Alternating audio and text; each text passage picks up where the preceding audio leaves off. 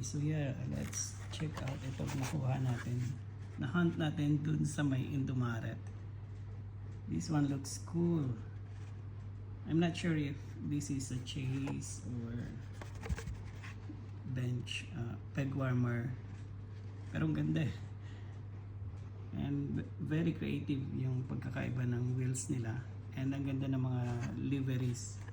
And I'm actually a fan of white Hot Wheels. And this came from Peace Decor na series 64 Dodge 330.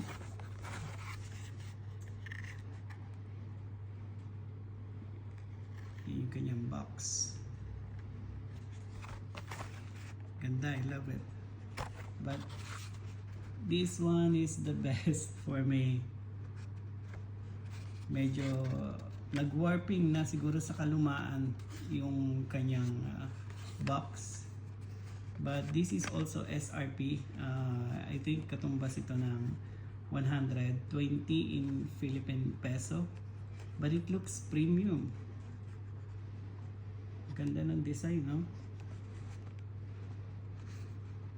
I can't wait to open this. Kaya lang parang gusto kong i-keep yung box niya. Kasi parang meron siyang history or something. Ngayon lang ako naka-encounter ng ganito na sunog yung gilid.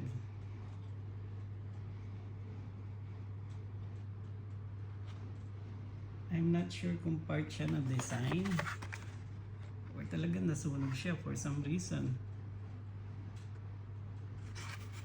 Well, kung nasunog siya, it survived the testing time. I need to search the internet for this. But for now guys, I'm relying on your feedback and comment kung ano ang history behind this. Ganda.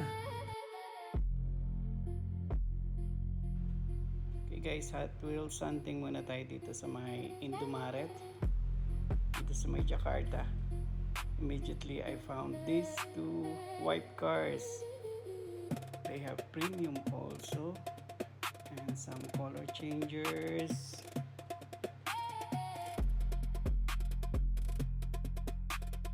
What is that? Wow!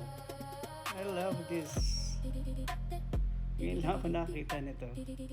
Kaya lang gutay-gutay na yung box. I love this. Ang ganda ng design. Ang ganda ng combination ng gold and purple. And then ang ganda rin ng box. Kaya lang it's kind of weird kasi parang sunog. Design ba to guys? Medyo lukot pa siya. Kaya lang yung gilid niya parang nasunog.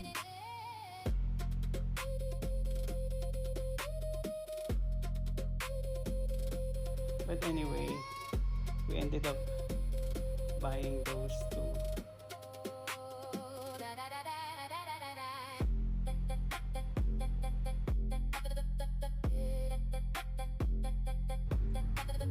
But anyway, thank you very much for watching and please like and follow para sa iba pa nating mga Hot Wheels hunting.